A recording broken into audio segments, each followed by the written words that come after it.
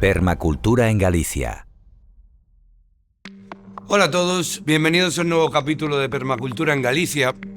Hoy queríamos hablar un poco sobre la industria agroalimentaria, los alimentos frescos contra los alimentos procesados, sobre el azúcar, qué es el azúcar refinado y qué son los azúcares añadidos, y también sobre los alimentos integrales, qué son y por qué son importantes.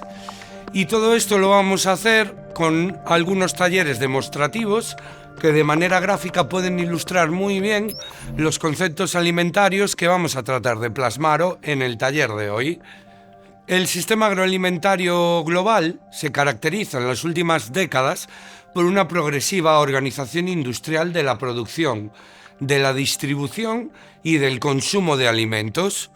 Hay unas pocas megacorporaciones que gobiernan la cadena alimentaria, así como sus estrategias de mercado. Cada vez un puñado más reducido de firmas controlan desde los genes de las semillas hasta las estanterías en los establecimientos de distribución.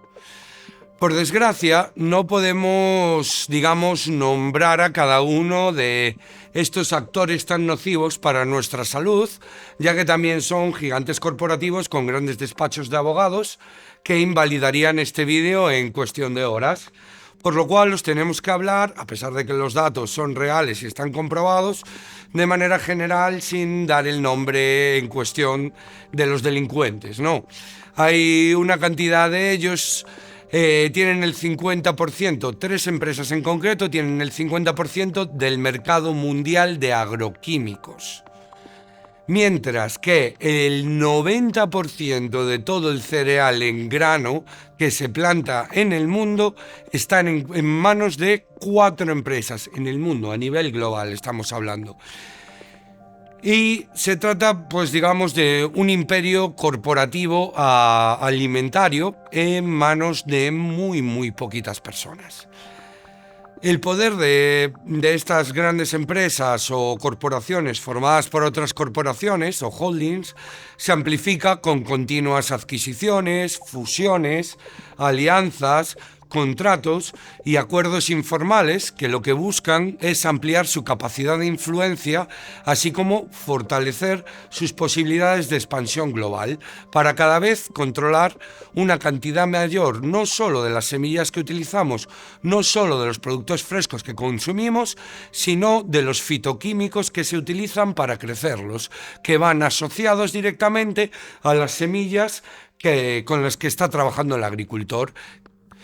Bien, desde su creciente poder de negociación a partir del manejo de grandes volúmenes de mercancías, las grandes distribuidoras fijan las condiciones de venta, presionan los precios de los vendedores y productores locales siempre a la baja y consiguen mayores aplazamientos de pago, así como mayores condiciones en la entrega, lo que hace muy difícil a un pequeño productor o mediano el poder competir con estos imperios alimentarios globales. El predominio de estos oligopolios, como decimos, está determinando de manera creciente no solo el tipo, sino también la calidad de alimentos que consumimos, su coste monetario y cómo y dónde se producen o elaboran, ya que digamos que el mundo con sus diferentes estaciones son las estaciones de crecimiento de estas corporaciones que funcionan a nivel global, produciendo según el clima y la tierra en unos lugares, sin importar que luego esa comida tenga que recorrer 3.000, 4.000 o 5.000 kilómetros hasta llegar a tu plato. Con todo lo que implica eso en cuanto a emisiones de CO2, pero no solo eso, con lo que implica también a nivel de el frescor de esos alimentos, de los conservantes y de los tipos de químicos que necesitamos para aumentar la durabilidad de esos productos, reduciendo la mayoría de las veces su calidad alimentaria. Bien, las ineficiencias del sistema agroalimentario actual son patentes. Por ejemplo, este sistema agroalimentario globalizado se nutre principalmente de recursos naturales, materiales y energía, los cuales digiere y transforma en mercancías que se consumen como alimentos, y también en residuos que se segregan a lo largo de estos procesos. En lo que es la producción agrícola, los costes crecientes y los precios percibidos por los agricultores tienen una tendencia a la baja constante, por lo que cerca de la mitad de las explotaciones agrarias estadounidenses tienen un rendimiento neto negativo a finales de los 90, lo cual solo se puede mantener mediante subvenciones internas. Esto es muy hipócrita, ¿no? Porque siempre escuchamos a los adalices del libre mercado a nivel global, como el caso de Zimbabue, donde la deuda con el mercado, con el Banco Mundial, les obliga a producir un solo producto para exportar. ¿Qué implica esto? Implica que se acaba con los policultivos, que es lo que mantiene a las pequeñas familias y a los pequeños productores en pos de la producción de algodón, que después se saca al mercado global y su precio oscila según el precio y la demanda. Y diréis, pero bueno, eso así, el libre mercado es igual para todo el mundo. Mentira, porque tanto Europa como Estados Unidos subvencionan sus alimentos de manera interna para que sean competitivos, ya que si no hiciera esto, no serían competitivos en un mercado global. Mientras obligamos a unos a morirse de hambre para hacerse competitivos, es decir, para ser rapiñados fácilmente por los países ricos, en el mercado global, otros se autosubvencionan su propia producción con el dinero de los contribuyentes para poder así hacerlo sostenible. Bien, hay que tener en cuenta que para disponer de una unidad de energía en forma de alimento es necesario gastar la misma cantidad de energía en transporte. Este alto coste energético es producto de la fuerte desconexión entre áreas de producción y áreas de consumo. La fase de procesado sobrepasa en gasto energético la energía de la que dispone el consumidor en forma de alimentos en un ratio de un 120%. En el caso de los cereales para el desayuno, el procesado requiere casi 5 veces más energía de la que contienen los cereales que se venden finalmente al consumidor. La siguiente fase, que es el envasado y el empaquetado, consume por término medio una cantidad de energía que es equivalente al 48% de la energía disponible contenida en los alimentos. Es decir, resumiendo, para el conjunto del sistema agroalimentario, por cada unidad de energía disponible para un cuerpo humano, nuestro sistema agroalimentario global emplea 7,3 unidades de energía fósil. Es decir, repito, para poder producir una unidad de energía consumible por nuestros cuerpos, el sistema agroalimentario global, que se basa y se nutre de combustibles fósiles, necesita 7,3 unidades de energía fósil. Con este ratio, ninguna compañía del mundo sería viable. Tampoco lo es nuestro sistema agroalimentario. Así estamos en la situación que estamos. Bien, vamos a hablar ahora de los alimentos procesados.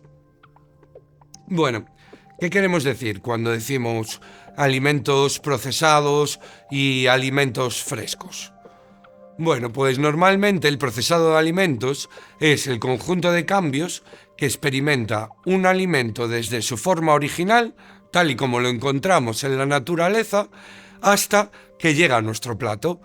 Implica la transformación de plantas frescas y de animales vivos en productos que podemos comer, consumibles por nosotros.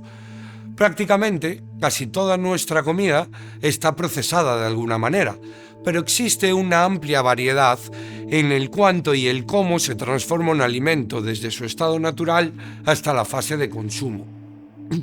El procesado no es en sí necesariamente algo malo, hay muchos tipos de procesado.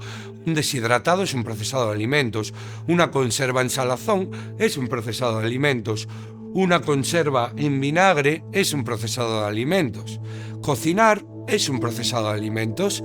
También lo es transformar, por ejemplo, el trigo en harina. Sin embargo, aquí a lo que nos referimos es al papel de la industria agroalimentaria, el cual toma importancia transformando tanto el alimento que ya no se parece en nada al producto original que hemos encontrado en la naturaleza.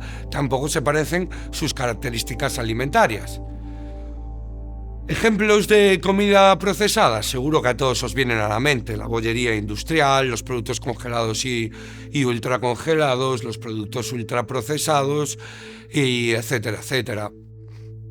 Nuestra industria agroalimentaria actual produce alimentos altamente procesados y también transformados, a los que añaden en distinta medida azúcares, sales y grasas. Acordémonos de esas tres, vamos a repetirlas: azúcares, sales y grasas. Además de eliminar del producto final algunos de los nutrientes más importantes, como puede ser la fibra, las vitaminas o los minerales. Surge una pregunta bastante obvia, ¿no? A la cual supongo que muchísimos ya conoceréis la respuesta.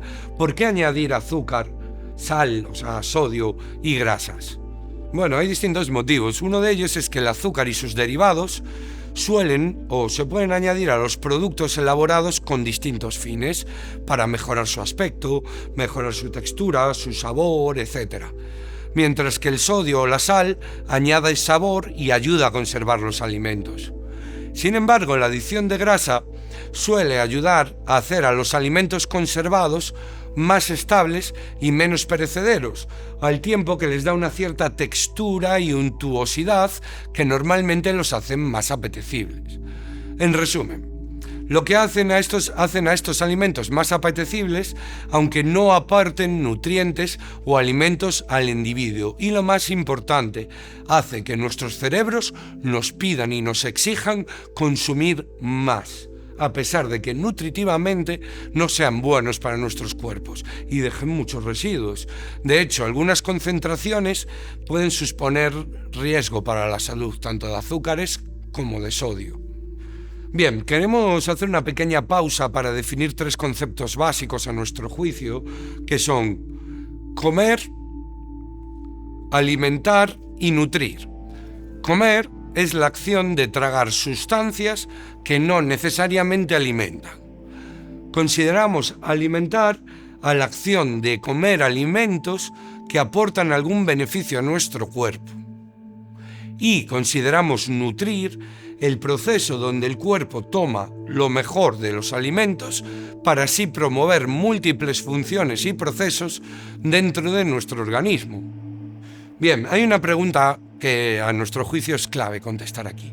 Y esa pregunta es: ¿por qué nuestro cerebro no parece cansarse de grasas y de azúcares? Bueno, pues la respuesta es que los productos ricos en grasa y azúcar estimulan la segregación de oxitocina, que es una hormona que también se produce durante el embarazo o mientras acariciamos a nuestros perros, y también de dopamina, que es un neurotransmisor de nuestro cerebro. Tanto la oxitocina como la dopamina nos proporcionan sentimientos de gozo, de bienestar, de placer y de evitación del malestar, ya que la dopamina participa de forma natural en funciones básicas para nuestros cuerpos, como la alimentación o el sexo. Así, tras haber ingerido unos rosquillas de chocolate azucaradas, nuestro cuerpo se siente bien y se produce el conocido placer hedónico, que constituye en realidad un reforzamiento positivo sobre la conducta comer rosquillas azucaradas, lo cual volveremos a hacer, ya que recibimos una carga de dopamina e incluso a veces de oxitocina, por lo cual nuestro cerebro interpreta que al obtener ese estímulo positivo nos pide más consumo de esa sustancia. Tanto la dopamina, que es un neurotransmisor, repetimos, como la oxitocina, que es una hormona, tienen un tiempo de vida limitado. Y a su desaparición, cuando desaparecen de nuestros organismos, quedan los sentimientos contrarios al bienestar que producen y que tanto ansiamos los seres humanos, pasando así nosotros, digamos, de la felicidad o la satisfacción a la ansiedad o a la tristeza. Comienza así de nuevo la ingesta y el ciclo vuelve a repetirse. Así, cuanta más comida basura comemos, mejor nos sentimos, mientras la consumimos, y peor nos sentimos cuando no la estamos consumiendo. Y más cantidad de comida basura necesitaremos la próxima vez para sentirnos igual de bien que la vez anterior. De lo natural a lo altamente procesado, hay hay una distancia, sobre todo en cuanto a nutrición. Queremos ilustrar este proceso con un pequeño ejemplo muy sencillo que todos podemos repetir en nuestras casas, que vais a ver a continuación. Bueno, pues de lo natural a lo altamente procesado tenemos varios pasos.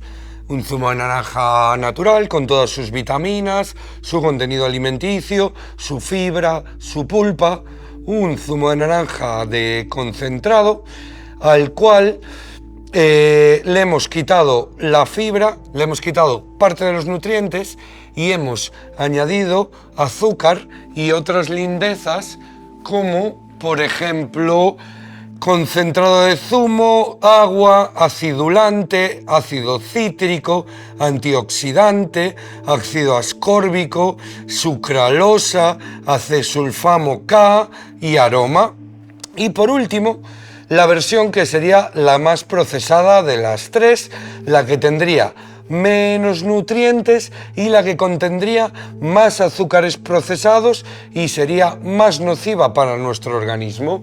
En el paso final, lo que observamos es que desde el producto natural, pasando por el concentrado hasta el refresco de naranja, se pierden vitaminas, se pierden nutrientes, se pierde fibra y se añaden cantidades ingentes de azúcar. En el caso del refresco de naranja, lo que nos estamos bebiendo son azúcares, no nos dice cuánta, edulcorantes, aromas naturales, agua carbonatada, un 8% de zumo de naranja, ojo, a partir de concentrado, más azúcar, acidulante, ácido cítrico, ácido málico, estabilizante E414, estabilizante E444, estabilizante E445, edulcorante E950, aspartamo, edulcorante E959, conservador E210, corrector de acidez, citrato de sodio, aromas naturales de naranja, naturales, y otros aromas naturales, antioxidantes, ácido ascórbico, colorante y carotenos. Y también contiene una fuente de fenilalanina. Esto sería el producto procesado final creado a través del producto o a partir del producto natural, y serían los tres estadios.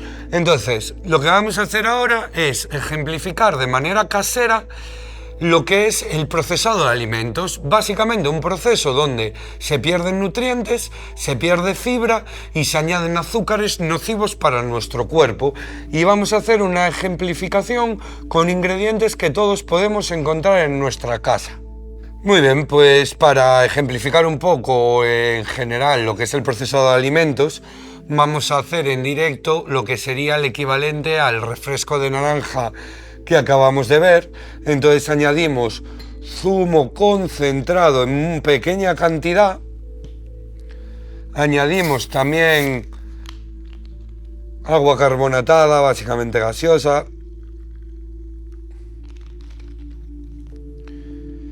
y añadimos cantidades ingentes de azúcar en relación a la cantidad de producto que estamos elaborando. Entonces, desde el producto original, el zumo con su pulpa, hemos quitado los nutrientes para llegar al producto procesado, hemos quitado las vitaminas, hemos quitado los nutrientes, hemos quitado la fibra, hemos añadido conservantes, hemos añadido acidulantes, hemos añadido azúcares refinados y ácidos ascórbicos, y esto sería en realidad el producto procesado, el refresco de naranja final. Bien, ¿qué es el azúcar? Es algo que nos ocupa hoy, es básico para este taller. El azúcar es un tipo de hidrato de carbono o carbohidrato simple y, obviamente, de sabor dulce, ¿no? Hay dos formas de carbohidratos principales.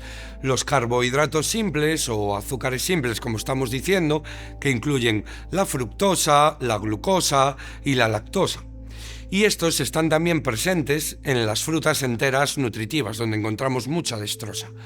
Después, la segunda forma son los carbohidratos complejos o almidones, que están presentes en alimentos como las verduras con almidón, los cereales integrales, el arroz, los panes y los cereales. Bien, la sacarosa o el azúcar o sacarosa es una molécula disacárida, quiere decir dos azúcares, fructosa y glucosa, que está presente en todas las plantas en diferentes cantidades y concentraciones. Se obtiene principalmente de la caña del azúcar o de la remolacha azucarera. El 27% de la producción total mundial se realiza a partir de la remolacha azucarera, mientras que el 73% la realizamos de la caña de azúcar. Vale. Hay un tipo de azúcar que es el azúcar natural o integral sin refinar, ¿vale? Este lo podemos extraer de la caña de azúcar, sacando el jugo de caña, la encontramos también en el bloque de panela o en el azúcar de panela, y también tenemos el azúcar mascabado o moscovado, que se obtiene de la caña de azúcar. Obtenemos el jugo de la caña al triturarla. Tras un proceso de evaporación de este líquido, lo que obtenemos es un jarabe espeso y denso de color oscuro que se deja cristalizar hasta obtener los bloques de panela. Rayando estos bloques de panela, lo que obtenemos es el azúcar de panela, que es azúcar moscovado. Tras un proceso de ebullición, se obtiene la cristalización del jugo en azúcar mascabado. El azúcar panela o el azúcar mascabado son el azúcar de caña más integral y contiene 50 veces más nutrientes no azucarados que el azúcar blanco. Repito, el azúcar mascabado contiene 50 veces más nutrientes de origen natural que el azúcar blanco refinado que consumimos en un azucarillo o en un sobre típico que nos dan con el café. Tanto el azúcar de panela como el azúcar mascabado contienen la melaza de la caña de azúcar, lo cual es principal.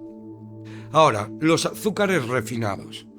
Tanto el azúcar blanco o azúcar refinado se puede obtener refinando la caña de azúcar o, como se hace en España, del refinado de la remolacha azucarera o forrajera. Lo que se hace es que se trocea la remolacha y por difusión, que es una extracción de azúcar por un flujo de agua caliente, se obtiene un jugo de remolacha azucarado del 85%, el cual luego se depura con un reactivo químico que suele ser cal o similar, que precipitará otros alimentos al fondo del líquido que no sean azúcar, para así aumentar su pureza. Luego se evapora, se concentra para obtener un jarabe de una pureza del 90% que hacemos cristalizar con diferentes cocciones. Finalmente, lo que hacemos es centrifugamos todo esto para obtener, por un lado, el azúcar de remolacha y por el otro, la melaza de remolacha. Una vez hecho esto, el azúcar resultante se vuelve a diluir en agua. Posteriormente se adiciona un carbón activado al 0,1% de volumen, se mezcla y después se filtra.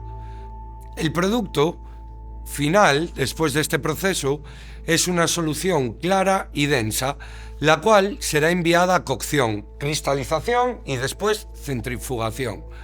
Finalmente, los cristales de azúcar son molidos y luego almacenados, y el azúcar se vende en cristales, como el azúcar blanco, en polvo, como el azúcar glass, o en terrones y azucarillos, como el que normalmente nos dan con el café en los bares. Bien, el azúcar moreno. ¿Qué es el azúcar moreno? Bueno, en la mayoría de los supermercados nos venden el azúcar moreno como un azúcar panela o un azúcar moscovado. Sin embargo, de lo que se trata es de azúcar blanco, ya sea de remolacha o de caña de azúcar, da igual, teñido con melaza, que normalmente es de caña. Es decir, es azúcar refinado, coloreado para parecer un azúcar integral de mayor calidad. Mucho ojo al leer las etiquetas y las advertencias de las marcas. Para estar seguros de comprar azúcar moreno integral, no basta con leer en las etiquetas azúcar de caña, pues el azúcar blanco o la melaza que se usan para teñirlo también pueden venir de la caña. Buscamos entonces en las etiquetas que diga mascabado, moscovado, panela o azúcar de caña no refinado. ¿Cuáles son lo que son y cuáles son los azúcares añadidos? Vale, entendemos por azúcares añadidos todo aquel azúcar utilizado en la fabricación de todos aquellos productos alimenticios manufacturados y que pueden tener varios nombres en el etiquetado, como por ejemplo la dextrosa, la glucosa, el jarabe de maíz o el almidón de maíz, la fécula, los siropes, etcétera, etcétera. Todos estos entrarían dentro de este grupo. Los azúcares añadidos tienen una problemática inherente, es decir, el endulzante añadido lo que hace es que sea fácil comer de más. Son sabrosos y tienen muchas calorías vacías, pero no te hacen sentir satisfecho porque carecen de nutrientes. En lugar de eso, engañan a tu estómago para que quieras comer más. Debido a su amplia presencia, muchas veces se oculta en los productos que consumimos. La mayoría de nosotros comerá demasiada cantidad de esos azúcares, a menos que nos propongamos conscientemente no hacerlo y nos informemos sobre ello. A diferencia de los hidratos de carbono complejos o de lenta absorción, como los almidones, y sobre todo los almidones procedentes de legumbres, vegetales o cereales integrales, el azúcar procesado produce unos efectos bastante nocivos en nuestro organismo. Por ejemplo, aumentan significativamente el riesgo de caries. Un elevado consumo de azúcares está fuertemente asociado con la ganancia de peso. Se relaciona, por tanto, con la actual epidemia de obesidad que conlleva enfermedades cardiovasculares o diabetes de tipo 2. Y hay también un riesgo aumentado de padecer diabetes tipo 1 y tipo 2, así como síndrome metabólico. Recientes estudios relacionan este tipo de azúcares también con un mayor riesgo de enfermedades cardiovasculares y con una mortalidad aumentada, a raíz de los efectos en la presión arterial y de los lípidos en sangre.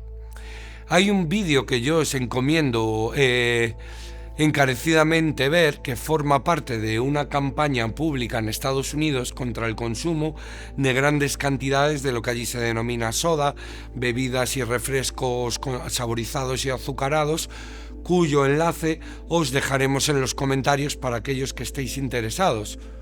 Entonces, llegamos a la pregunta, ¿qué cantidad de azúcar es la recomendada? Bueno, acordaros de este dato porque en los talleres que vamos a hacer después prácticos será relevante, pero según la Organización Mundial de la Salud, un adulto no debería consumir más de 25 gramos de azúcares refinados al día.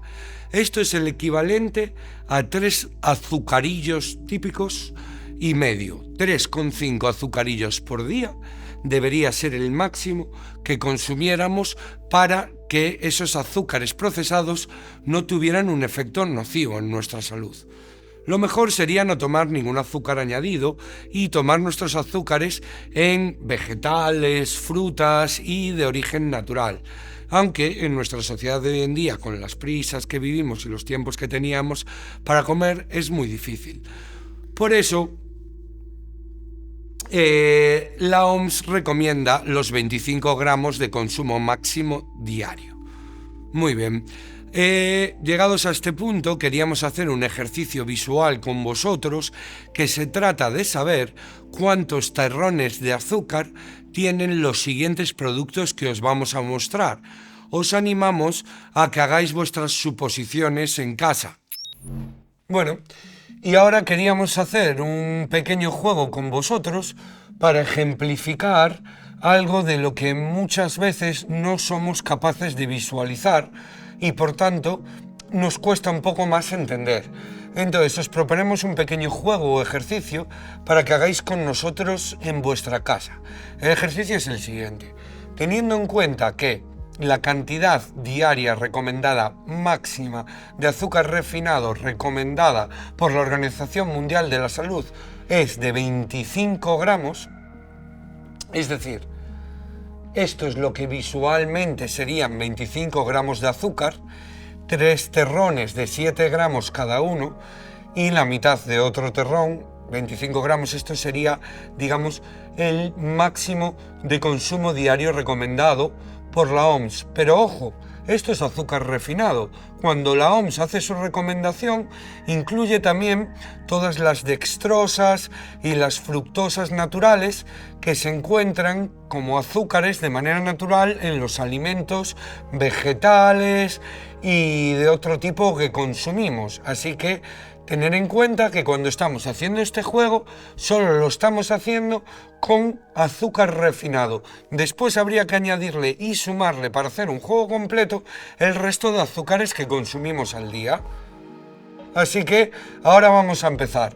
Os animamos a que en casa tratéis de adivinar el contenido en azucarillos, teniendo en cuenta que cada azucarillo representa 7 gramos y que la cantidad diaria recomendada máxima por la OMS de consumo es de 25 gramos, que cada uno en vuestra casa tratéis de pensar e imaginar cuántos azucarillos llevan las porciones servidas de los distintos elementos que tenemos en la mesa.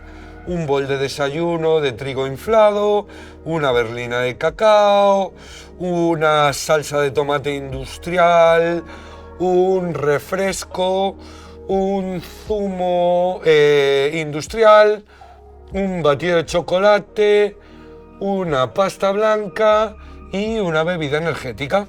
Así que os animamos a que cada uno en vuestra casa tratéis de adivinar el contenido en azúcares refinados de cada uno de estos productos. Vamos a empezar.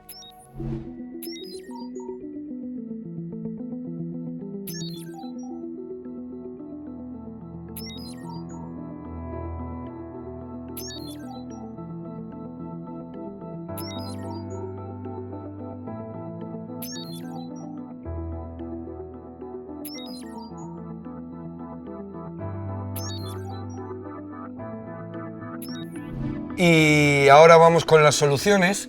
Antes de empezar, queremos recordaros que esto es la cantidad diaria recomendada máxima por la OMS de azúcar y que en este juego no estamos incluyendo los azúcares naturales, solo los refinados. Entonces, vamos a comenzar por el trigo inflado azucarado y bien azucarado. Una ración de unos 200 gramos contiene 62,5 gramos de azúcar. Es decir, si cada azucarillo son 7 gramos, estamos hablando de que un bol de trigo inflado azucarado contiene la friolera de 9 azucarillos, lo cual ya es el doble de la cantidad diaria recomendada por la OMS. Y esto sería solo en el desayuno. Bien, continuamos con la berlina de cacao. Una berlina de cacao tiene la friolera de 28 gramos de azúcar, es decir, 4 azucarillos, que ya sería más de la cantidad diaria recomendada. Una porción de ketchup de unos 80 mililitros contendría 22,8 gramos de azúcar, es decir, 3 azucarillos, casi la cantidad diaria recomendada. Una lata de refresco de cualquier sabor que nos podemos tomar tendría unos 26 gramos de azúcar, es decir, más de la cantidad diaria recomendada de azúcar también. Un vaso de zumo industrial que podemos encontrar en cualquier tienda o supermercado, un vaso medio tendría unos 17,7 gramos de azúcar, es decir,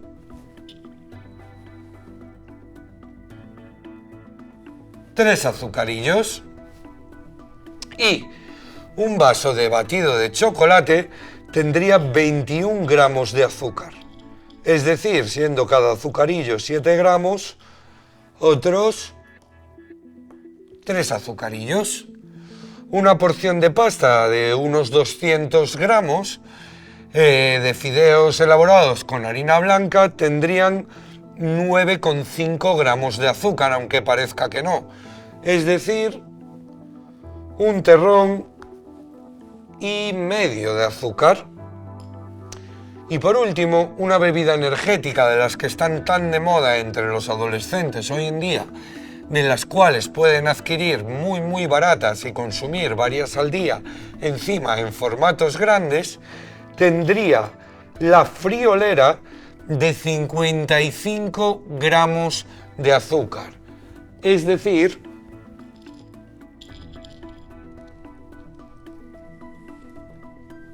ocho azucarillos completos, el doble otra vez que la cantidad diaria recomendada. Echemos un vistazo a lo que tenemos en la mesa. Casi cualquiera de las porciones de estos productos de consumo habitual y diario entre gran parte de la población sobrepasan con una ración o una toma la cantidad diaria recomendada de azúcar por la OMS. Entonces, ¿qué pasa cuando pues a nuestro hijo adolescente o al niño le damos un zumo en un brick para el recreo o un batido de chocolate en conjunción con un bollo? Solo con eso estarían duplicando, solo con esa pequeña toma, estarían duplicando el contenido de azúcar máximo recomendado por la OMS. Si ya desayunaran un bol de trigo inflado azucarado, simplemente con esto lo estarían triplicando. Si durante el día consumieran un refresco, lo estarían cuadriplicando, o una bebida energética. Creemos que es un ejercicio útil para ejemplificar de manera visual la cantidad de azúcares refinados que consumimos a lo largo del día, a veces de manera inadvertida, porque ya tenemos una alta familiaridad con productos semitóxicos y ultraprocesados. Continuamos ahora, después de este pequeño experimento visual, el cual espero que os haya servido para hacer una estimación aproximada del azúcar que consumís o le dais de consumir a la gente que está a vuestro cargo al día. Vamos a continuar con otro tema que también es de vital importancia en nuestra alimentación. Es la importancia de los cereales integrales y la fibra, así como los alimentos integrales. Bueno, ¿qué son los alimentos integrales? Pues integral quiere decir íntegro, ¿no? Quiere decir entero. Pues nos solemos referir con este término a aquellos alimentos que se han elaborado a partir de harinas de cereales integrales de grano entero y que por lo tanto mantienen todos los nutrientes presentes en el grano entero. Por ejemplo, los cereales integrales pueden ser de trigo, cebada, arroz, maíz, avena, trigo sarraceno, sorgo, mijo, espelta, arroz, etcétera, ¿vale? Bien, el grano de cereal integral está compuesto por 3 partes: el endospermo, el salvado o pericarpio y el germen.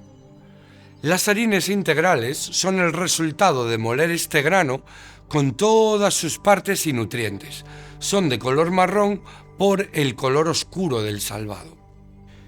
La importancia de la fibra en la alimentación es clave. La fibra alimentaria, o llamada también fibra vegetal o fibra insoluble, es la parte de los alimentos de origen vegetal que el cuerpo no puede ni digerir ni absorber.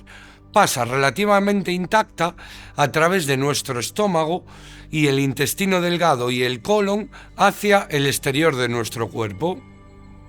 La fibra ayuda a normalizar la evacuación intestinal. La fibra alimentaria aumenta también el peso y el tamaño de las heces y las ablanda. Las heces voluminosas son más fáciles de evacuar, lo que disminuye las probabilidades de tener estreñimiento. La fibra nos ayuda también a mantener sanos nuestros intestinos. Una alimentación con un alto contenido de fibra puede disminuir el riesgo de tener hemorroides, de tener sacos en el colon denominados divertículos, etcétera, etcétera. También nos ayuda a disminuir nuestros niveles de colesterol. La fibra soluble nos ayuda a disminuir los niveles de colesterol total en sangre. ¿Por qué? porque reduce los niveles de colesterol y de lipoproteínas de baja densidad o colesterol bueno. Nos ayuda a controlar los niveles de azúcar en sangre y en el caso de las personas que tienen diabetes, especialmente la fibra soluble, puede disminuir la absorción de azúcar y mejorar los niveles de azúcar en sangre.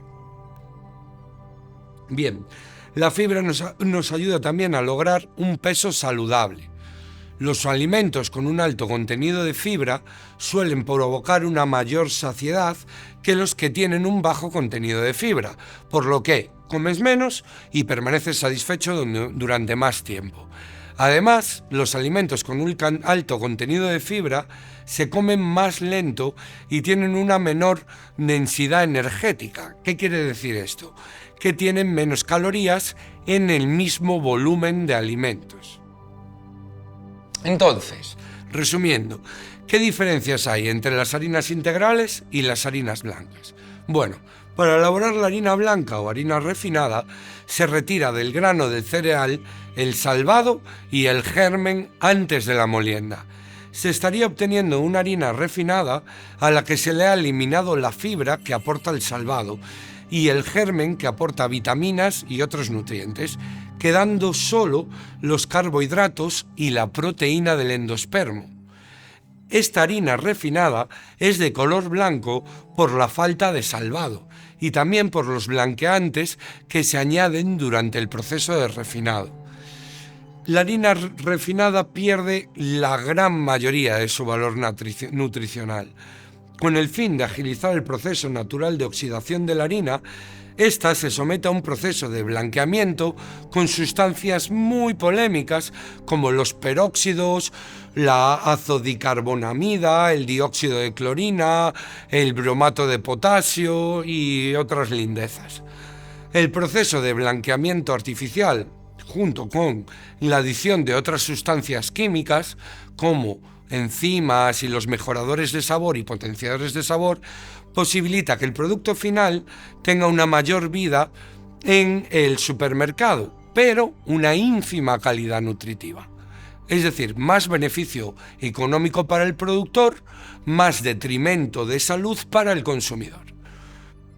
Comer alimentos hechos a base de harina integral, como los panes, las galletas integrales, nos aporta muchos nutrientes que no obtenemos con la harina blanca, como la vitamina E, mucha fibra, ácidos grasos esenciales y minerales como el potasio, el magnesio, el hierro, el zinc, etcétera, etcétera. Los alimentos elaborados a base de harina integral tienen un bajo índice glucémico y su absorción por el organismo es mucho más lenta, por lo cual producen una mayor sensación de saciedad a lo largo de las horas. La harina integral nos aporta también energía de liberación lenta, por lo que nos mantiene activos mucho más tiempo, y al ser más rica en fibra, favorece el tránsito intestinal y la eliminación de los líquidos. Nos gustaría aquí definir un concepto que hemos nombrado, que es el índice glucémico. Cuando decimos índice glucémico, a lo que nos referimos es a una medida de la rapidez con la que un alimento puede elevar el nivel de azúcar en sangre o de glucosa del consumidor. Únicamente los alimentos que contienen carbohidratos tienen un índice glucémico. Los alimentos tales como los aceites, las grasas y las carnes no tienen un índice glucémico.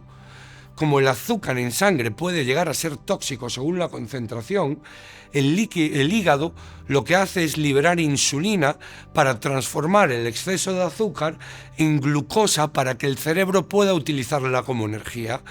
Como el hígado no puede llegar a transformar todo el azúcar de golpe, tiene que acumular una parte de ese azúcar en grasa. A la hora de comprar alimentos integrales, hay varias cosas que debemos tener en cuenta para evitar que nos engañen. Para elegir un pan o una pasta integral, nos tenemos que asegurar de que el principal componente, es decir, el primero que aparece en la lista de ingredientes, sean harina o sémola integral, y no dejarnos llevar únicamente por el término rico en fibra o grano duro o contiene salvado, porque son términos que se utilizan para engañar al consumidor. Repetimos, cuando compremos alimentos integrales tenemos que fijarnos que digan harina integral como primer elemento o sémola integral. Vale. Por ejemplo, el pan de centeno. A veces se vende pan de trigo blanco teñido con melaza como pan de centeno. Lo único que tiene es un color un poco más oscuro que le da una especie de apariencia integral, pero que en realidad no lo es, ya que es posible que no contenga ningún tipo de harina completa. Fijémonos también cuando veamos que pone pan de semillas. Aunque los productos etiquetados así pueden ser ricos en fibra, nada nos asegura que la harina que se haya utilizado en ese pan sea integral, aunque sí puede llevar salvado de cereales que generalmente es de trigo, pero eso no quiere decir que el pan sea integral. Bien, es especialmente relevante a la hora de comprar productos integrales que diga en la etiqueta claramente producto integral. Muchos productos pueden etiquetarse como integrales, aunque contengan solo una pequeña cantidad de granos integrales. Es esencial, pues, revisar la lista de ingredientes para confirmar si los granos integrales se enumeran al principio de la etiqueta y si el producto contiene harina integral en lugar de harina refinada. Bien. Otra etiqueta que nos encontramos a menudo que puede llevar engaño es el término multigrano. El término o etiqueta multigrano tampoco nos garantiza que un producto sea integral, pues este producto puede estar hecho de varios tipos de granos, pero estos podrían estar refinados en lugar de ser granos integrales, lo que significa que carecerían de nutrientes esenciales presentes en los granos integrales. Otro de estas etiquetas o términos que suelen llevar a engaño es el término harina enriquecida. Algunos productos podrían contener, sí, harina enriquecida, lo que indica que la harina refinada se ha fortificado con nutrientes después de haber perdido sus componentes naturales durante el proceso de refinamiento. Aunque la harina enriquecida puede contener algunos nutrientes adicionales añadidos a posteriori, aún carecerá de los beneficios completos de la harina integral. Otro de estos términos que llevan a engaño o etiquetas de las que tenemos que tener cuidado es bajo en carbohidratos. Algunos productos etiquetados como bajos en carbohidratos podrían contener harina refinada en lugar de harina integral, lo que podría elevar los niveles de azúcar en sangre. Es muy importante verificar la lista de ingredientes para identificar si el producto contiene granos integrales y si estos son la principal fuente de carbohidratos. Una etiqueta más que suele llevar a engaño: pan de trigo. Algunos productos etiquetados como pan de trigo pueden estar hechos con harina de trigo refinada en lugar de harina de trigo integral. Es esencial leer la lista de ingredientes para confirmar si el producto contiene harina de trigo integral y si no ha sido sometido a un proceso de refinamiento. Muy bien, otra de las etiquetas es enriquecido con fibra. Algunos productos pueden, en efecto, estar enriquecidos con fibra para parecer más saludables de lo que en realidad son. Aunque la fibra añadida puede tener algunos beneficios, es esencial verificar si el producto que tendría fibra de manera natural, si realmente fuera integral, está hecho con granos integrales y si contiene fibra natural en lugar de fibra añadida artificialmente, la cual ni es tan beneficiosa para nuestro organismo ni la procesamos de manera tan eficiente. Bien, es clave señalar que para reconocer reclamos engañosos en las etiquetas de los productos procesados, es importante adoptar un enfoque crítico y comprender algunos de los trucos comunes utilizados por los fabricantes de alimentos. Antes de aceptar cualquier afirmación de salud en una etiqueta, busca siempre evidencia científica que respalde esa declaración comercial. Presta atención a los términos vagos o ambiguos como natural, saludable, limpio, ecológico. Estos términos pueden tener diferentes interpretaciones y no existe una regulación que de manera uniforme obligue a los productores a utilizarlos de una manera u otra. Examina siempre detenidamente la lista de ingredientes y la información nutricional en la parte posterior del producto para comprender el contenido real del producto. Algunas veces un producto puede ser etiquetado como bajo en grasa, pero contener altos niveles de azúcar o de sodio. Bien, examina la lista de los ingredientes en busca de aditivos, en busca de conservantes y de otros componentes no deseados, así como en busca de esos términos y etiquetas engañosas a los que nos acabamos de referir. Si bien no es una norma universal, ya que puede haber productos muy complejos, los productos más recomendables siempre son aquellos que incorporan menos ingredientes, de mayor calidad y con menos procesado.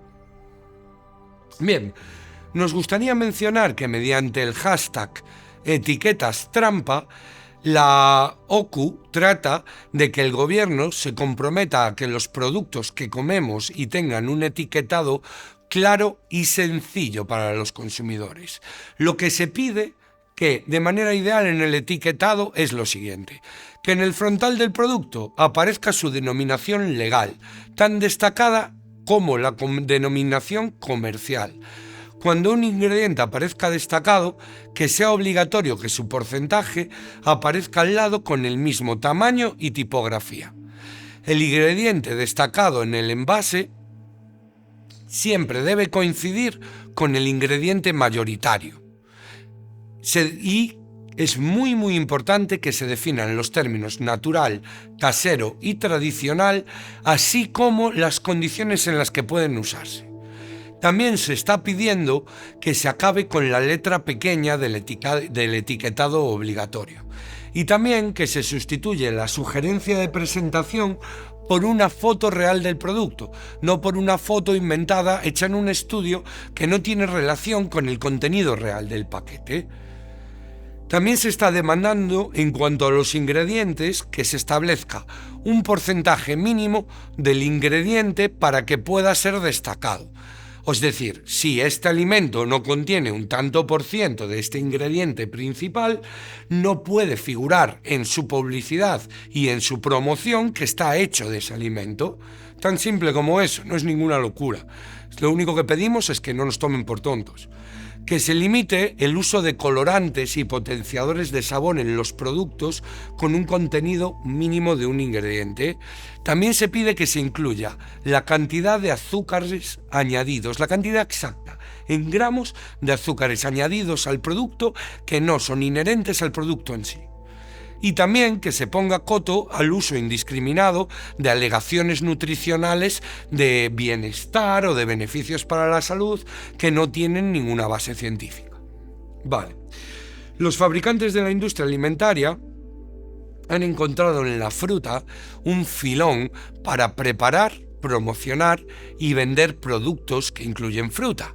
Ya tenemos registradas denuncias masivas a varios productos, además que pretenden ser cereales de desayuno saludables con frutos rojos, que no han visto un fruto rojo en su vida, que aquello que llevan de fruta son restos de manzanas y peras procesadas teñidas con colorante alimentario.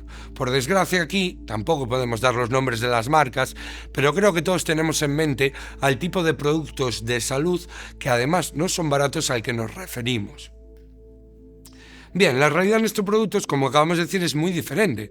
Muchos de los productos que presumen de tener fruta apenas la incluyen en la composición, o lo hacen en cantidades ínfimas, y a menudo ese exiguo porcentaje de fruta se combina con otros productos muy poco saludables que invalidan el pequeño efecto beneficioso para la salud que pudiera tener esa fruta que no es la fruta que pone en la etiqueta. Bien, vamos a hablar ahora brevemente de un código de consumo que creo que es vital también comprender para poder alimentarnos mejor. Y esto es el código numérico que viene impreso en los huevos que compramos. Vale, vamos con el primer número de ese código. El primer número de ese código se refiere al sistema de producción. Es decir, el primer dígito de la numeración de los huevos hace referencia al tipo de cría de las gallinas ponedoras. Estos son los tipos de códigos que vas a poder encontrar. El número 0 corresponde a los huevos de producción ecológica. Esto quiere decir que proceden de granjas donde la alimentación de las gallinas se basa en productos derivados de la agricultura ecológica. Del mismo modo, en el envase exterior debe aparecer también el sello ecológico, siendo así fáciles de identificar. Cuando en vez del número 0 hay un número 1, esto nos indica que los huevos proceden de gallinas camperas, es decir, que pueden transitar durante el día por el exterior del campo con vegetación de un mínimo de 4 metros cuadrados de superficie por gallina y por ley para tener esta numeración. Bien, el número 2. Los huevos que tienen un número 2 al principio del código pertenecen a gallinas criadas en suelo. Estas gallinas habitan en gallineros con condiciones favorables para su bienestar y con una superficie mínima de 750 centímetros cuadrados por ave. Vale.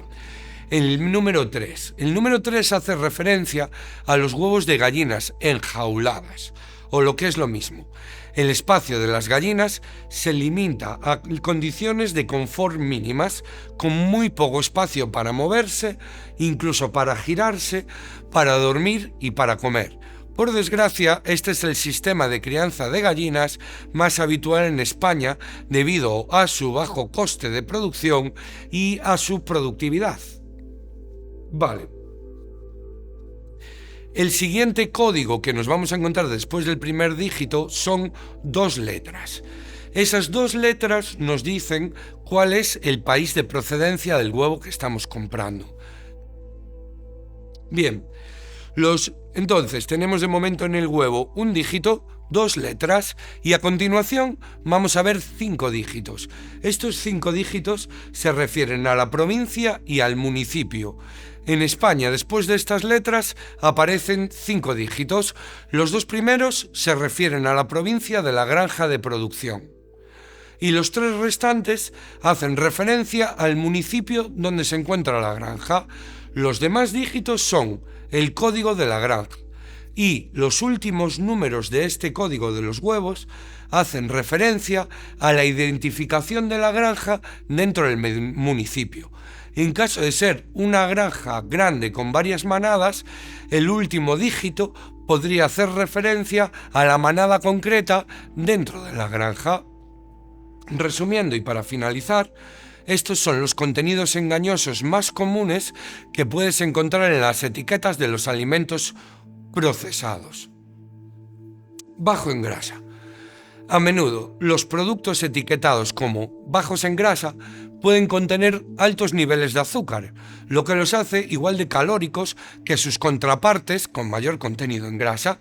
Es importante revisar la cantidad total de calorías y el contenido de azúcar total de estos productos.